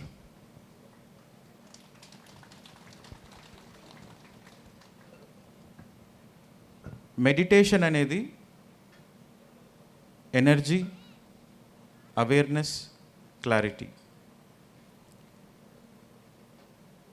స్వాధ్యాయము, సజ్జన సాంగత్యము, ఈ మూడు కలిసి ఉన్నప్పుడే మనకు ఆ మోటివేషన్ వస్తుంది, ఆ ఇన్స్పిరేషన్ వస్తుంది. పత్రిసారికి ఎవరు భక్తులుగా కాకండి, దానివల్ల ప్రయోజనం లేదు. కొన్ని సందర్భాల్లో కొన్ని కుటుంబాల్లో దేవుడు పటాలు తీసేశారు, పత్రిసారి ఫోటో పెట్టుకున్నారు. ఏమన్నా లాభం ఉందా? No use. So you have to ఆచరణలో పెట్టాలి, అది ఇంపార్టెంట్. ఆచరణ, ధ్యానం చేయడము, సత్యము తెలుసుకోవడము, ధర్మము ఆచరించడము. ఎప్పుడైతే మనం ధర్మాన్ని ఆచరణలో పెడతామో అక్కడ మనకు సెల్ఫ్ మాస్టరీ వస్తుంది. అది చాలా చాలా ఇంపార్టెంట్. అది ఆచరించినప్పుడే మనకు అద్భుతాలు వస్తాయి. ఇంత పెద్ద స్టేట్మెంట్ చెప్పలేము కాబట్టి ధ్యానము అద్భుతాలను సృష్టిస్తాయని చెప్తాం. కానీ ధ్యానంతో పాటు ధర్మాన్ని ఆచరించాలి, అది very very important. Excellent sir, excellent. ఇంకోటి మన ప్రాంతానికి సంబంధించి ఆధ్యాత్మిక వాతావరణం సృష్టించడంలో కనపడుతున్న ఆటంకం ఏంటంటే మనం కొల్లేటి ప్రాంతం, చేపల పెంపకం, రొయ్యల పెంపకం. మేమందరం డైరెక్ట్గానో ఇండైరెక్ట్గానో చేపల పెంపకంతో కనెక్షన్ ఉంది. ఇంట్లోనేమో శాకాహారులని చెప్పుకుంటున్నాం, మా జేబులోకి వచ్చే డబ్బులు మాత్రం ఇండైరెక్ట్గా అక్కడక్కడి నుంచి వచ్చి మా జేబులో పడుతున్నాయి. కొద్దిగా సందిగ్ధం మమ్మల్ని పీడిస్తుంది. అంటే అవునా కదా, మనందరం అవునా కదా? లోపల అందులో నేను కూడా ఒకడినే. ఏమీ చేయలేని పరిస్థితి, సరిదిద్దుకోవటానికి కూడా ప్రాక్టికల్గా కొన్ని డిఫికల్టీస్. అంటే ఫ్రీ విల్ గట్టిగా ఉంటే చేయగలమేమో, కానీ అంత గట్టిగా ఫ్రీ విల్ లేదేమో అనుకుంటున్నాను నేను. అంటే నేను ఒక్కనే కదా, I'm representing the majority of the area. మీకు ఫ్రీ విల్ ఉందన్న విషయం, గట్టిగా ఉందన్న విషయం మీకు ఇంకా పూర్తిగా తెలియట్లేదు. తెలిసిన రోజు అది వెళ్ళిపోతుంది. అంటే ఇక్కడ రెండు విషయాలు ఉన్నాయి. అంటే సార్ ఇందాక చెప్పారు లాస్ట్ విజిట్లో, చెప్పనా ఎగ్జాంపుల్? ఎస్, ఆల్రెడీ నేను అడగటం నాకు ఇప్పుడు నేను అందరి తరఫున అడుగుతున్నాను. సో నేను అది చేయలేకపోయినా నేను ఒప్పేసుకుంటున్నాను మీ దగ్గర.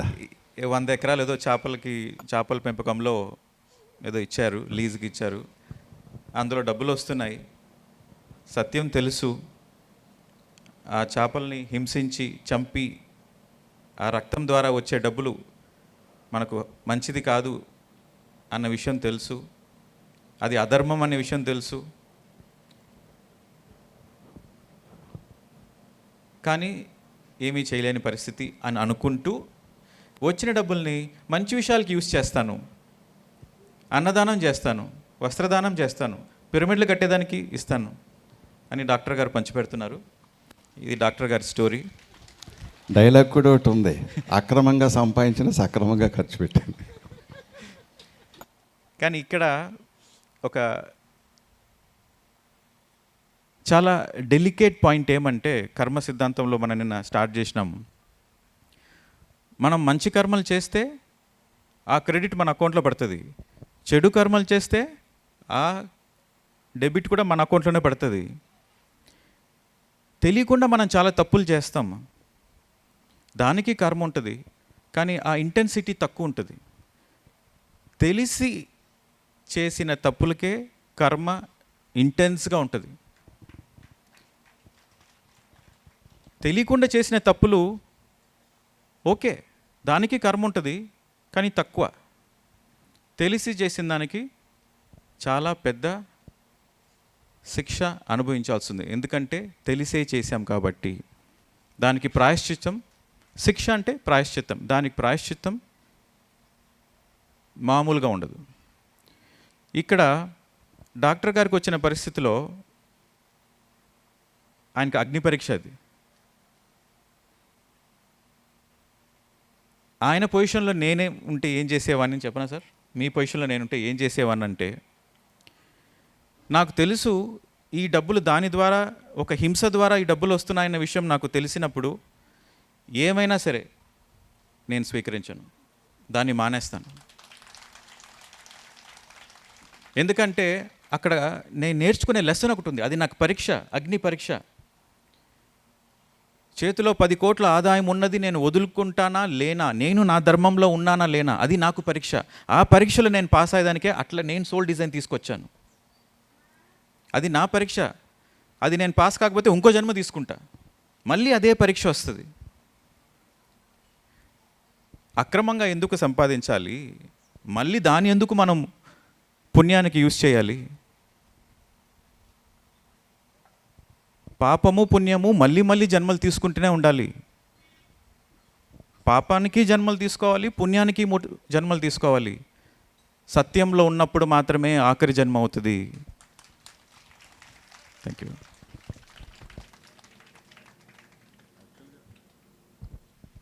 యాక్చువల్గా నా చరిత్ర చెప్పుకోవాలంటే, నేను నాన్ మెడిటేటర్గా ఉండగా ఇన్వెస్ట్ చేసిన ప్రాపర్టీస్ అయ్యి, అప్పుడు నేను చేసిన చర్య వల్ల నాకు చుట్టుకున్న పాపం కన్నా ధ్యానంలోకి వచ్చిన తర్వాత అది తప్పని తెలిసిన తర్వాత కూడా ఇంకా కొనసాగిద్దాం చూసారా, దానికి ఒక 50 రెట్లో 100 రెట్లో నాకు పాపం ఎక్కువైపోయింది.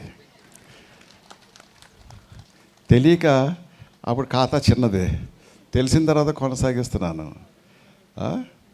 కానీ ఏదో రోజుని ఇది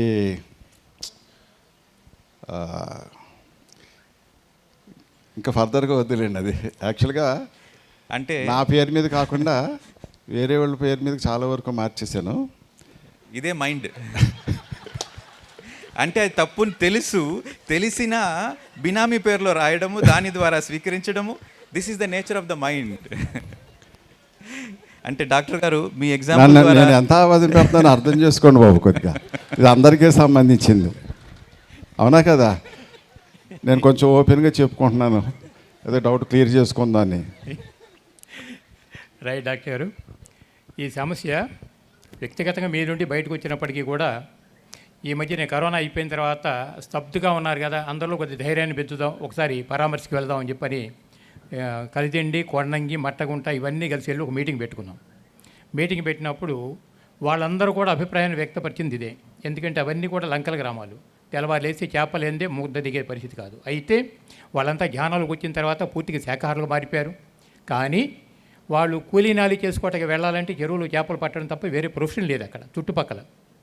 కాబట్టి వ్యాపారం చేయాలని అంటే చేపల చెరువు, రొయ్యల చెరువు తప్ప ఇంకో వ్యాపారం లేదు.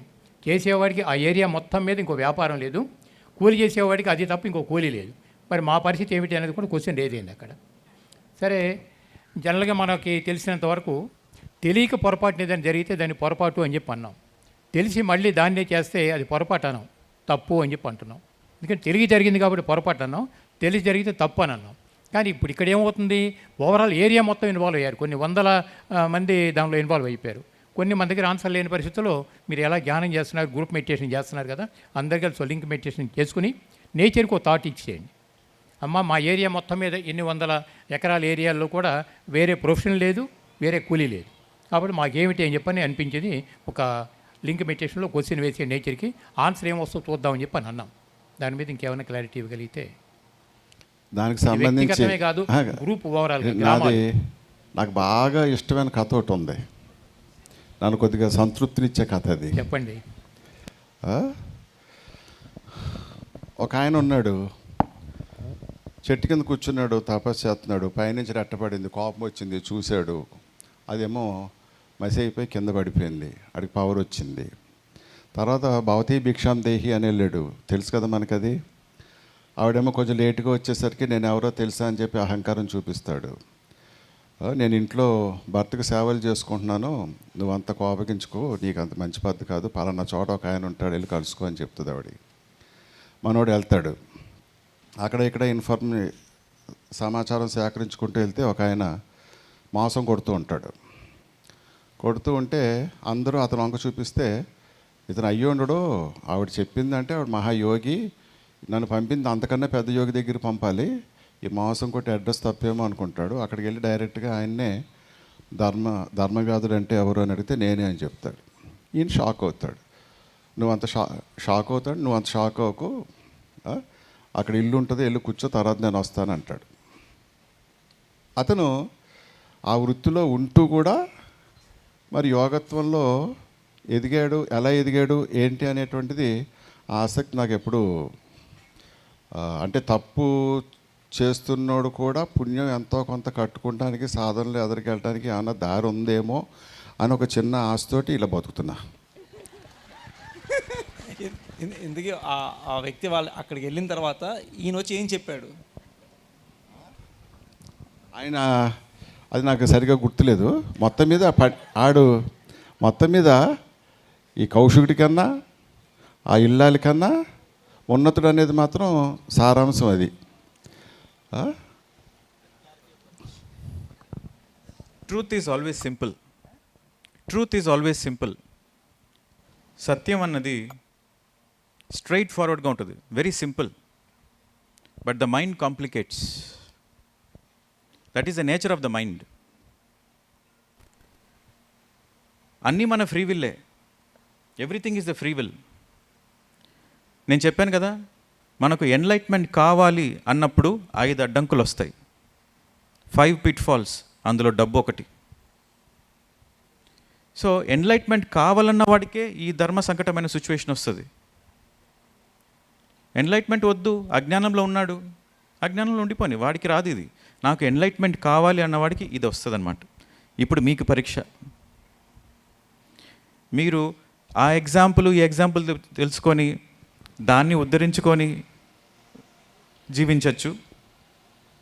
లేదు, నేను సత్యంలోనే జీవిస్తాను, నా ప్రాణం పోయినా సరే. సోక్రటీస్ ఎగ్జాంపుల్ తెలుసా? Socrates is a great enlighten master. తన్ని విషం ఇచ్చి చంపేయాలని చెప్పి డిసైడ్ చేస్తారనమాట. ఎందుకంటే తను సత్యమే పలుకుతున్నాడు. దానివల్ల అక్కడున్న రాజులకి, పరిపాలన చేసే వాళ్ళకి ఇబ్బందులు కలుగుతున్నాయి. కానీ వాళ్ళకి తెలుసు ఇతను గొప్ప మాస్టర్ అని.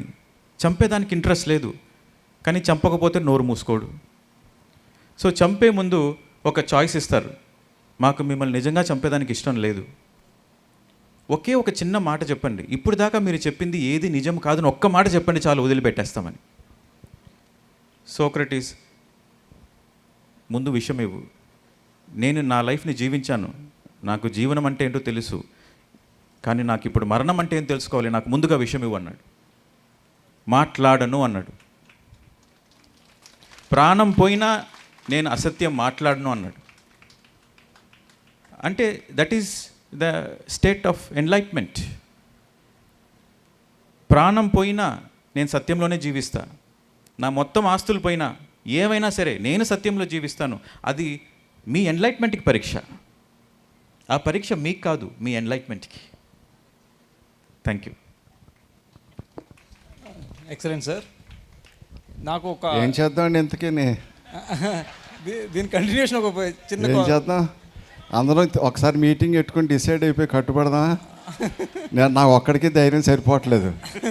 ఎవరన్నా కలిసి వస్తే ఏదైనా చేసుకుందాం.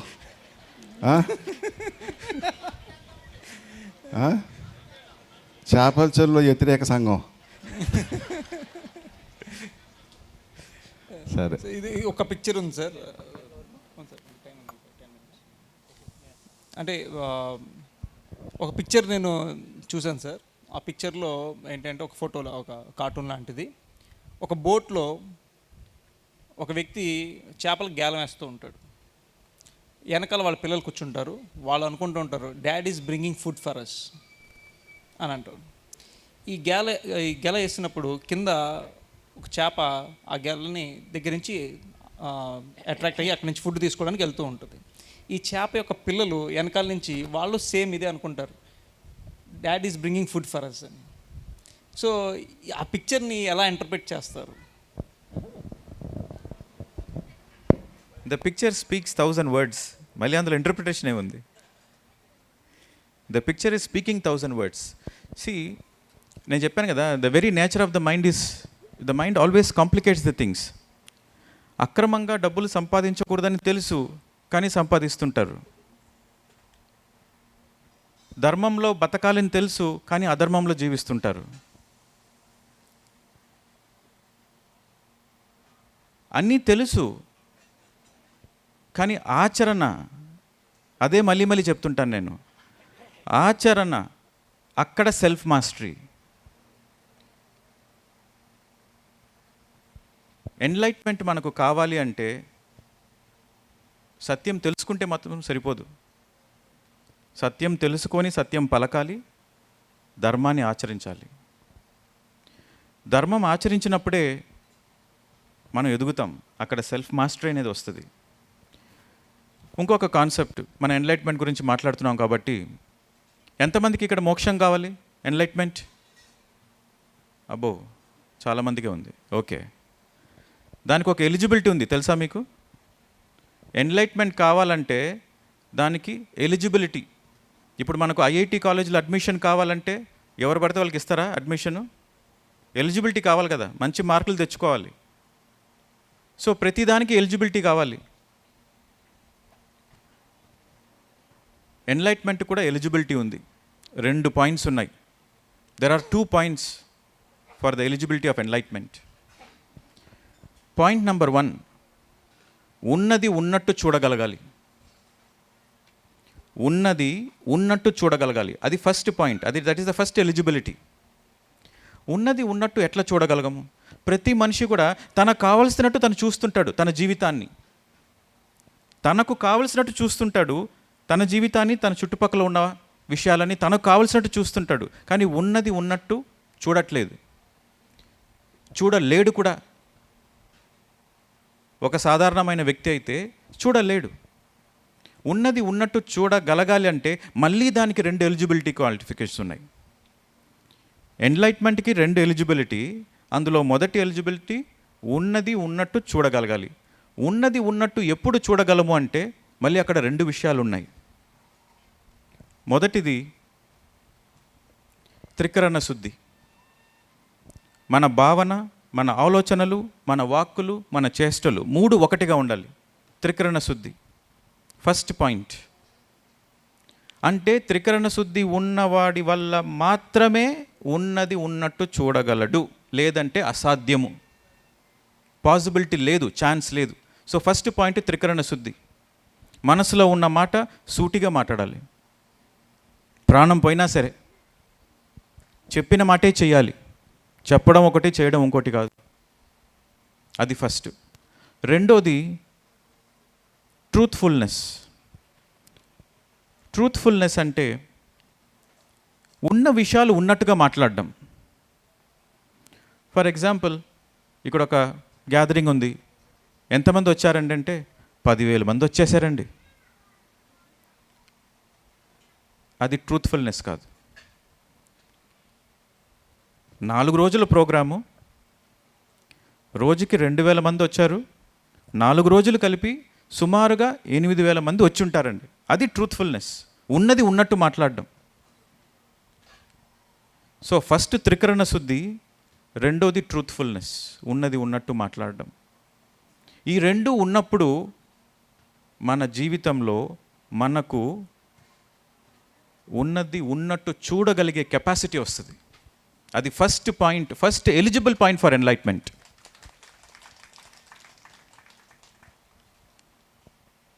సృష్టిలో ప్రాబ్లం లేదు, దృష్టిలోనే ప్రాబ్లం ఉంది. సెకండ్ పాయింట్ ఏమంటే, మనం చేయవలసిన ధర్మము కంపల్సరిగా మనం చేసే తీరాలి. సో ఫస్ట్ ఉన్నది ఉన్నట్టు చూడగలగడము, రెండోది మన ధర్మం చేయాలి, మన ధర్మం మనం పాటించాలి. ఈ 2 చేసే అతనికి ఎన్లైట్మెంట్ అనే ఎలిజిబిలిటీ వస్తుంది ఫస్ట్. ధర్మో రక్షతి రక్షితః అని నేను చెప్పుకున్నాం. ఎవడైతే తన ధర్మాన్ని తను కాపాడుతాడో ఆ ధర్మమే తనను కాపాడుతుంది. ఎక్కడి నుంచి కాపాడుతుంది? బాధ నుంచి, రోగం నుంచి, దుఃఖము నుంచి. దాన్నే ముక్తి, మోక్షము, ఎన్లైట్మెంట్ అంటాం. ఇవన్నీ పర్యాయ పదాలు. సో ఫస్ట్ మనకు త్రికరణ శుద్ధి ఉందని చూసుకోవాలి. ఉన్నది ఉన్నట్టుగా మనం మాట్లాడుతున్నామా, వాస్తవాల్ని మాట్లాడుతున్నామా? ట్రూత్ఫుల్నెస్ అంటే వాస్తవాల్ని మాట్లాడుకోవాలి. ప్రతిసారి ముందు ఒక మాట, ప్రతిసారి వెనకాల ఒక మాట. ఎన్లైట్మెంట్ 0 ఉండనే ఉండదు. త్రికరణ శుద్ధి లేదా ఎన్లైట్మెంట్ ఉండనే ఉండదు. సో ఎన్లైట్మెంట్ కావాలంటే త్రికరణ శుద్ధి అండ్ వాస్తవంగా జీవించాలి. తర్వాత ధర్మాన్ని ఆచరించాలి. ఆచరణ అన్న పదం విన్నప్పుడు అది ధర్మము అన్న విషయం గుర్తుపెట్టుకోండి. ధర్మాన్ని ఆచరించడము. ఎప్పుడైతే మనము త్రికరణ శుద్ధితో ఉంటామో, ట్రూత్ఫుల్నెస్గా ఉంటామో, వాస్తవాల్ని వాస్తవాల్లా మాట్లాడతామో, అక్కడ మనం సత్యంలో ఉన్నట్టు. ధర్మాన్ని ఆచరించినప్పుడు మనకు ఆ సత్యము ధర్మము రెండూ మన చేతిలో ఉన్నప్పుడు we become eligible for enlightenment. This is spiritual science my dear friends. అర్థం చేసుకోవడం చాలా కష్టం. ఎప్పుడైతే మనము ధ్యానంలో కూర్చుంటామో, స్వాధ్యాయంలో ఉంటామో, సజ్జన సాంగత్యంలో ఉంటామో, ప్రతిరోజు మన సెల్ఫ్ మాస్టరీ పైన మనం పని చేసుకుంటాము. Everyday we work on our self mastery. అప్పుడు we become eligible for. So friends, ఎట్లుంది కాన్సెప్ట్?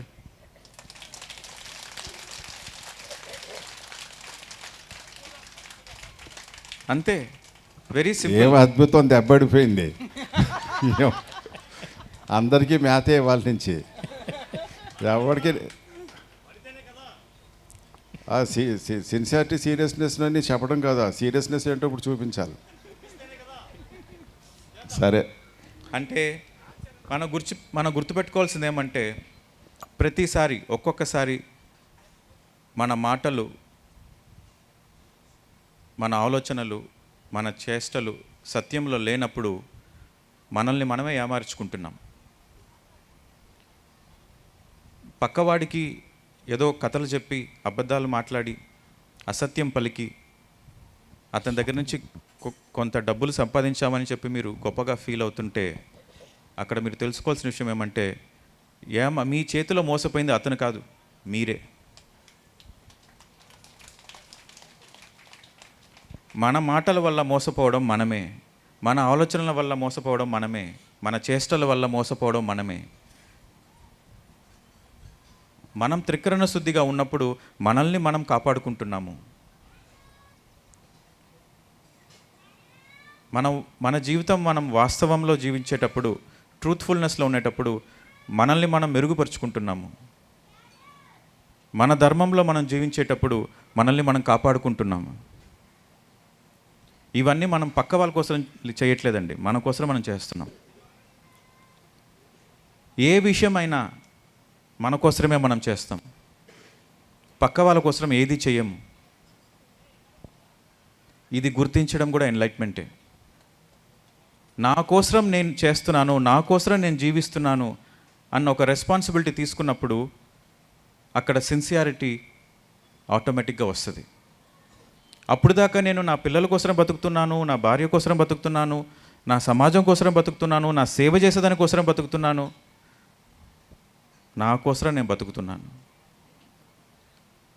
నా కోసము, నా ఆత్మ ఎదుగుదల కోసము అన్నప్పుడు ఆటోమేటిక్గా మన జీవిత పట్ల మనకు సిన్సియారిటీ ఉంటుంది.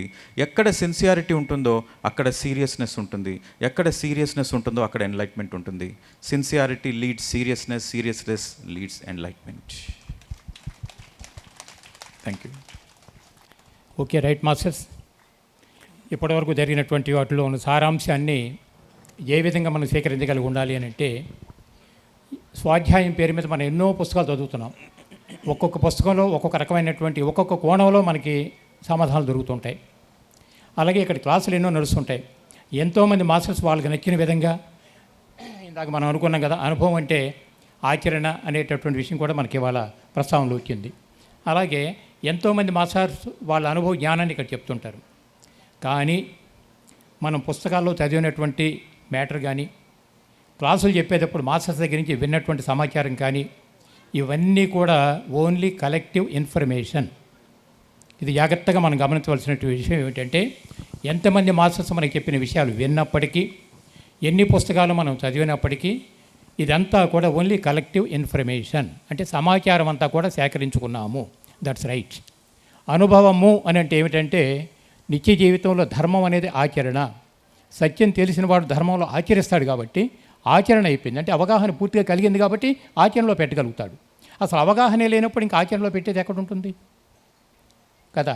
కాబట్టి ఫస్ట్ ఇప్పుడు కూడా ముందు మనకి ఇన్ఫర్మేషన్ సేకరిస్తాం, పుస్తకాలు చదవటం ద్వారా కానీ, క్లాసులు వినటం ద్వారా కానీ. It's only information. దాన్ని జీవితంలో మనం ఎప్పుడైతే అప్లై చేస్తామో మన అనుభవానికి వస్తుంది అది. కాబట్టి అనుభవమే జ్ఞానం అనేటటువంటిది మన జ్ఞాన నవరత్నాలు కూడా మనకి పొందుపరచబడింది. కాబట్టి అనుభవమే జ్ఞానం అంటే నువ్వు పని చేసినప్పుడే దానిలో నీకు అనుభవం వస్తుంది. చిన్న ఉదాహరణ చాలా సందర్భాల్లో మనం చెప్పుకోవడం జరిగింది. తిరుపతి లడ్డు ఎలా ఉంటుంది అని అంటే చాలా బాగుంటుంది దట. ఎక్కడికి వెళ్ళి నేను చెప్తా ఉంటే దట అంటే నాకు తెలియదు, అనుభవం లేదు నాకు. అది 10 మంది చెప్పారండి చాలా బాగుంటుంది దట. ఇది సపోజ్ ఎవరైనా పక్కన వచ్చి ఇదిగోండి ప్రసాదం అని తిరుపతి లడ్డు నా చేతిలో పెట్టారు, ఒక ముక్క నేను నోట్లో వేసుకున్నాను. ఇప్పుడు ఎవరైనా అడిగితే నేను ఏం సమాధానం చెప్తాను? బాగుంది కదా. బాగుంటుంది దట అని చెప్పడానికి బాగుంటుంది అని చెప్పడానికి ఏమిటి తేడా అంటే ఇది అనుభవంలోకి వచ్చి నోట్లో వేసాం కాబట్టి అనుభవించగలిగాను. కాబట్టి అథారిటేటివ్గా నేను చెప్పగలుగుతున్నాను కరెక్ట్ ఇది బాగుంది. అంతకుముందు 10 మంది చెప్పారు, ఇట్ ఓన్లీ ఇన్ఫర్మేషన్. ఏం చెప్పాను నేను ఇప్పుడు? బాగుంటుందట. కాబట్టి సమాచారాన్ని ఎన్ని పుస్తకాల ద్వారా ఎన్ని క్లాసుల ద్వారా మనం ఏం విన్నప్పటికీ కూడా ఇట్స్ ఓన్లీ కలెక్టివ్ ఇన్ఫర్మేషన్. జీవితంలో ఎప్పుడైతే మనం ఆచరించగలుగుతామో అది అనుభవంగా మనకు మారుతుంది. కాబట్టి అనుభవమే జ్ఞానము. కాబట్టి సత్య జ్ఞాన మహాయజ్ఞాని అనే పత్రిక ఇచ్చిన సమాధానం కూడా సత్యము అంటే జ్ఞానంతో ముడిపడి ఉంటుంది. జ్ఞానం అనేటటువంటి సత్యంలో జీవించేటప్పుడు వస్తుంది. ఎవరైతే ధర్మాచరణలో ఉంటామంటే సత్యం తెలిసింది కాబట్టి ధర్మాచరణలో ఉంటాం. సత్యం తెలియకపోతే అధర్మంలో మనం వెళ్ళిపోతుంటాం. కాబట్టి మనం అవగాహన చేసుకుంటాం అనేటటువంటి మోస్ట్ ఇంపార్టెంట్ ఇక్కడ. కాబట్టి ఫైనల్గా స్వాధ్యాయంలో వచ్చినటువంటి ఒక చిన్న సందేహం మీ ముందు ఉంచుతాను. ఎందుకంటే జస్ట్ ఫర్ ఒక సాంగత్యంలో డిస్కషన్గా చెప్తాను. గతంలో భగవద్గీత కానీ భజగోవిందం కావచ్చు, యోగి వేమన కావచ్చు, అనేక రకాలైనటువంటి ఆధ్యాత్మిక గ్రంథాలు మనం ఎన్నో అవపోసన పట్టున్నాం. పత్రిక ఇప్పటివరకు చెప్పేటటువంటి క్లాసులతో సహా కలిసి ఇన్ఫర్మేషన్ పట్టాం. ఇక్కడంతా పత్రిక ఏం చెప్తుంటారు? మానవమానాలకు అతీతంగా నేను దేహ పదార్థాన్ని కాదు ఆత్మ పదార్థాన్ని అనే విషయం నీకు స్పష్టమైన రోజున మానవ నీది కాదు అవమానవ నీది కాదు, ఏ విధంగా దాటి వెళ్ళిపోమని చెప్పి అంటాం. నిన్న సాయంత్రం జరిగినటువంటి సాంగత్యంలో మహానుభావులు చెప్పారు కదా, రాజుగారును ఆయన కూడా చెప్పినటువంటి దానిలో కూడా ఏ విధంగా జీవించగలిగి ఉండాలి అని అంటే ఇవి రెండింటిని కూడా దాటి వెళ్ళిపోమంటారు. శుభ అశుభ పరిత్యాగి, ధర్మాధర్మ పరిత్యాగి. తెలుసుకున్న ధర్మం నాది కాదు అధర్మం నాది కాదు, రెండు వదిలేసిన తర్వాత నీ రియాలిటీ ఏమిటి, నీ సహజత్వం ఏమిటో దానిలో అని చెప్పి చెప్తున్నారు. ఇప్పుడు ఈ నేపథ్యంలో సోకాల్డ్ కొన్ని బుక్స్లో నుంచి వచ్చేటటువంటి సమాధానం వలన అహం బ్రహ్మస్మి నేనే బ్రహ్మం అనే విషయం నాకు అర్థమైన తర్వాత ఈ జీవితం ఎందుకెంత అల్పంగా ఉండాలి, కాబట్టి నా జీవితాన్ని నేను ఉన్నతంగా పెట్టుకుంటాను, కాబట్టి డబ్బు సంపాదనే చేయమనేటటువంటి దానిలో చాలా ఒరవడి కొట్టు వెళ్తున్న పరిస్థితి. ఏమిటమ్మా ఇదేనంటే డబ్బే ప్రధానం అంతే భూమి మీద, నేనే దైవాన్ని అనే విషయం నాకు అర్థమైపోయింది. కాబట్టి నేనే దైవాన్ని అనేది అర్థమైపోతే అల్పంగా ఎందుకు ఉండాలి, హుందాగా ఉండాలి అనేటటువంటి సమాధానం ఎక్కువగా బయటకు వస్తుంది. ఒక పక్కనేమో శుభాశుభ పరిత్యాగి, ధర్మాధర్మ పరిత్యాగి, మానవ మానాలకు అతీతంగా అహం బ్రహ్మాస్మి అని అంటే బ్రహ్మ పదార్థం ఎప్పుడు ఆత్మ పదార్థం ఎప్పుడు కూడా బ్రహ్మమే, సంతోషంగానే ఉంటుంది, ఆనందం బ్రహ్మ అని చెప్పి చెప్తున్నామని చెప్తూనే ఉన్నాం. కానీ భౌతిక ప్రపంచంలో సగటు మానవుడు డబ్బుకే విలువిచ్చి, అంటే ఒక నాస్తికుడు కూడా డబ్బుకే విలువిచ్చి అస్తిత్వాన్ని తెలుసుకున్నటువంటి మనం కూడా అదే డబ్బు ప్రధానం అనుకున్నప్పుడు బట్ సోల్ లెవెల్లో మనం ఎలా స్వీకరించగలిగి ఉండాలి, క్లారిటీ. ఓకే, మనకు సత్యం తెలుసని అనుకుంటాం. చాలామంది సత్యం తెలుసని అనుకుంటారు, కానీ వాళ్ళకి నిజంగా సత్యం తెలుసా లేదని ఎట్లా తెలుసు మనకి? వాళ్ళ జీవితం ఎట్లా జీవిస్తున్నారో దాన్ని చూస్తే అతనికి సత్యం తెలుసా లేదా అన్న విషయం తెలుస్తుంది. సో నేను బ్రహ్మజ్ఞానిని, నాకు అన్నీ తెలుసు, పత్రిసార్ కాన్సెప్ట్స్ అన్నీ నాకు తెలుసు, నేను విన్నాను, భజగోవిందం విన్నాను, నాకు అంతా అర్థమైంది, నేను ఆత్మను, కానీ నా లైఫ్ని నేను ఎంజాయ్ చేయాలి అని డబ్బే ప్రాధాన్యం, మనీ ఈజ్ మోర్ ఇంపార్టెంట్ అని చెప్పి జీవించేవాడు అసత్యంలో ఉన్నట్టు. తనకి సత్యం అర్థం కాలేదన్నట్టు. అక్కడ అర్థమైంది అనుకుంటున్నాడు కానీ అర్థం కాలేదు. ఇది ఎట్లుంటుందంటే మీరు ఇందాక ఆ స్వాధ్యాయము ఆ బుక్స్ అని చెప్పారు కదా, ఫస్ట్ అసత్యంలో ఉంటారు కానీ సత్యంలో వెళ్ళే ముందు ఒక కన్ఫ్యూజన్లో పోతారు. ఆ కన్ఫ్యూజన్ ఏంట్రా అంటే నాకు అన్నీ తెలుసు అన్న భావనే కన్ఫ్యూజన్. మాటల్లో ఒకలా ఉంటాయి, చేష్టలు ఇంకోలా ఉంటాయి, అదే కన్ఫ్యూజన్.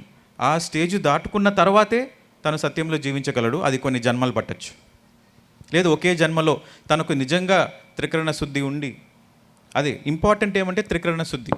తనకు నిజంగా త్రికరణ శుద్ధి ఉంది అంటే నిజంగా తనకు ఆ ఎన్లైట్మెంట్ పట్ల ఆ కోరిక, ఇంటెంట్ అంటారు, తపన ఉండాలి. కోరిక మాత్రం ఉంటే సరిపోదు. అందరికీ ఎన్లైట్మెంట్ అనే కోరిక ఉంటుంది, కానీ తపన ఎవరికి ఉంది? వాళ్ళకు మాత్రమే ఎన్లైట్మెంట్ వస్తుంది. సో మీరు అడిగిన ప్రశ్నకి వెరీ సింపుల్ ఆన్సర్, వాళ్ళ చేష్టలను బట్టే వాళ్ళకి సత్యం తెలుసా లేదా అన్న విషయం మనం తెలుసుకోగలం. ఇప్పుడు మనం ఇంత డిస్కస్ చేసుకున్నాము, ఇదేంటిది? ఇది సజ్జన సాంగత్యం. మీరు వింటారు, సపోజ్ ఎగ్జాంపుల్ మీరు విన్నారు, తప్పట్లు కొట్టారు, బాగుంది, కానీ మీరు నేర్చుకున్న విషయాలు మీరు ఆచరణలో పెట్టకపోతే ఏమన్నా ప్రయోజనం ఉందా? ఇది కాలక్షేపం అయిపోతుంది, ఎంటర్టైన్మెంట్. ఇది కాలక్షేపం కాకుండా ఆత్మ జాగృతి, ఆత్మ ఎదుగుదల, ఈ దృక్పథంలో మనం మన జీవితాన్ని ముందుకు తీసుకెళ్ళాలి అన్న ఒక తపన ఉన్నప్పుడు డెఫినెట్గా మనం డిస్కస్ చేసుకున్న ఒక 10-20 పాయింట్లలో ఒక్క పాయింట్ అయినా మీరు ఆచరణలో పెడతారు. సో హియర్ రెస్పాన్సిబిలిటీ ఎవరి దగ్గర ఉంది? స్టూడెంట్ పైన ఉంది. ఒక మంచి విద్యార్థి ఒక మంచి టీచర్ దగ్గర నుంచి నేర్చుకుంటాడు, ఒక చెడ్డ టీచర్ దగ్గర నుంచి కూడా నేర్చుకుంటాడు. మంచి టీచర్ దగ్గర మంచి విషయాలు నేర్చుకుంటాడు, చెడు టీచర్ దగ్గర ఎటు చెడుగా ఉండకూడదో నేర్చుకుంటాడు. సో ఇక్కడ స్టూడెంట్ పైన డిపెండ్ అయి ఉంటుంది. Everything depends on the student. Teacher role only 10%, student role 90%. So ఈ స్వాధ్యాయంలో కూడా తను ఒక సిన్సియర్ స్టూడెంట్గా ఉన్నాడు అంటే తను నాకు అన్నీ తెలుసు అన్న భావనలో ఉండడు. అన్నీ తెలుసు అన్న భావనలో ఉన్నప్పుడే అక్కడ మనం అసత్యంలో జీవిస్తాం. మళ్ళీ సోక్రటీస్ ఒక ఎగ్జాంపుల్ చెప్తా, ఒక చిన్న ఎగ్జాంపుల్ మీకు తెలిసే ఉంటుంది. దీంతో ఈ సెషన్ ముగిస్తాము. సోక్రటీస్ టైంలో కొన్ని వందల సంవత్సరాల ముందు ఆస్ట్రల్ వరల్డ్స్లో ఈ భూమి పైన ఎవరు గొప్ప ఎన్లైటెండ్ మాస్టర్, వాళ్ళని గుర్తించి వాళ్ళకి మనం సన్మానం చేయాలి అన్న ఒక డిస్కషన్ జరుగుతుంది. సో ఆ సోక్రటీస్ టైంలో చాలామంది ఎన్లైటెండ్ మాస్టర్స్ ఉన్నారు. సో వాళ్ళు ఒక మీటింగ్ పెట్టి, ఆస్ట్రల్ వరల్డ్స్లో మీటింగ్ పెట్టి, Socrates is the greatest enlightened మాస్టర్ని గుర్తించి అతని దగ్గరికి వచ్చి ఒక సన్మానం చేస్తారు, ఒక బహుమానం ఇస్తారనమాట. ఈ భూమి పైన ప్రస్తుతము you are the greatest enlightened master అని. అప్పుడు సోక్రటీస్ ఆశ్చర్యపోతాడనమాట. తను చెప్తాడు, నాకన్నా గొప్ప గొప్ప వాళ్ళు ఎంతోమంది ఉన్నారు, అసలు నాకు ఏమీ తెలియదు, నన్ను ఎట్లా మీరు ఎన్లైటెండ్ మాస్టర్ అని సన్మానిస్తారు అని అడుగుతాడు. నీకు ఏమీ తెలియదు అనే విషయం నీకు చాలా పర్ఫెక్ట్గా తెలుసు కాబట్టి నువ్వు ఎన్లైటెండ్ మాస్టర్ అన్నారు.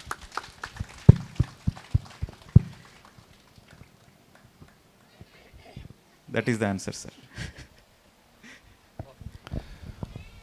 Open heart with Pradeep Vijay ఎలా ఉంది?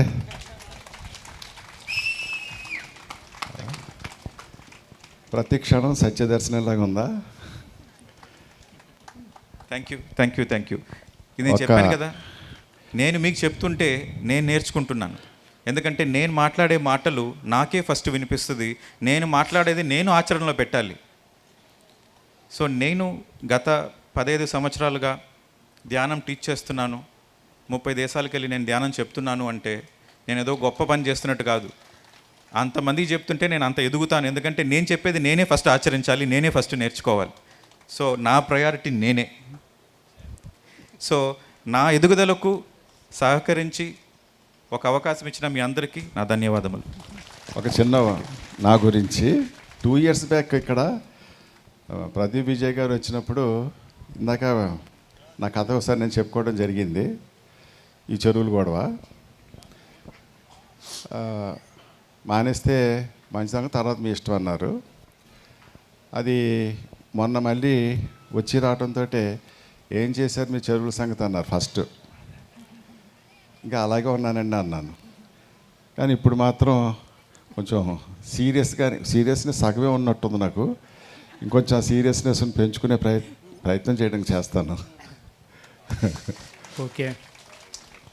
సో ఈ కార్యక్రమానికి మరి రాఘవరావు గారు, ప్రదీప్ విజయ్ గారు మనందరికీ కూడా ఇంకొక స్టెప్ ముందుకెళ్ళటానికి కావాల్సినటువంటి సత్య జ్ఞానాన్ని మనకు అందించినందుకు మన అందరి తరఫున వారి కృతజ్ఞతలు తెలియజేసుకుంటున్నాను. Thank you sir, thank you. Right friends, ఫైనల్గా మానవుడు సంఘజీవి కదా, సంఘంలోనే మానవుడు జీవించాలి. ఈ పరిస్థితుల్లో యాజ్ ఏ మాస్టర్ ఇప్పటివరకు ప్రదీప్ చెప్పినట్టుగా కానీ సజ్జన సాంగత్యం యొక్క సారాంశాన్ని దృష్టిలో పెట్టుకుని సృష్టిలో ఉన్నటువంటి ప్రతి జీవిని ప్రేమించడం నేర్చుకుందాం. ఎక్కడా ద్వేషం అనేటటువంటిది మనకు వద్దు దయచేసి.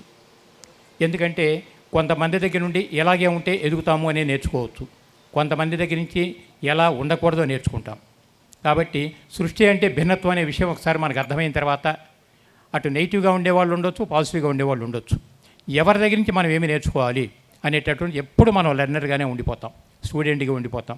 ఆచరించే విషయాలు ఏమైనా ఉంటే కొద్దిగా సాంగత్యంలో షేర్ చేసుకుంటాం. ఆచరించే విషయంలో లేనప్పుడు మనం కామ్గా ఉన్నా నష్టం లేదు. బట్ సంఘంలో మాత్రం పాజిటివ్ అనే దాని నుంచి కొంత నేర్చుకుంటాం, నెగిటివ్ అనే దాని నుంచి కొంత నేర్చుకుంటాం. కాబట్టి ప్రతి ఒక్క దగ్గర నుంచి మనం నేర్చుకునేది మిగిలి ఉంటుంది ఎప్పుడు కూడా. అందువలన ద్వేషము అనేటటువంటిది ఒక బీజం ముందు మనలో కనుక పడినట్టయితే, గతంలో సుమతి శతకంలో చెప్పినట్టు గుర్తు నాకు, అది చెరపకురా చెడేవు. ఎవరినైనా సరే చెడగొట్టాలని కానీ దుర్బుద్ధితో మాట్లాడాలని చెప్పి అనుకున్నప్పుడు ఫస్ట్ ఆ థాట్ ఎక్కడ జనరేట్ అవుతుంది? మన మైండ్లో జనరేట్ అవుతుంది. ఈ థాట్ ఎక్కడైతే జనరేట్ అవుతుందో చెడటం అక్కడి నుంచే మొదలవుతుంది. అందువలన ఎండిపోయిన ఆకుల్లో కనుక నిప్పురవ్వ పడితే పడిన దగ్గర నుంచే దహనం ఎలా అయితే మొదలవుతుందో, ద్వేషం అనేటటువంటి బీజం మన బుర్రలో కనుక పడినట్లయితే ఫస్ట్ ద్వేషించేది ఇక్కడ పడింది. కాబట్టి ముందు నన్ను నేనే చెరుపుకుంటాకి వీలవుతుంది. కాబట్టి దయచేసి సృష్టిలో ఏ ఒక్కరి దగ్గర నుంచి కూడా మనం ద్వేషించే పద్ధతి పెట్టుకోవద్దు. కొంతమంది దగ్గర ఉండి ఎలా ఉండాలో నేర్చుకుందాం, మరి కొంతమంది దగ్గర నుంచి ఎలా ఉండకూడదో నేర్చుకుంటే always we are learners. So thank you very much. Thank you sir, నాకు గొప్ప ఆపర్చునిటీ మీ పక్కన కూర్చోడు.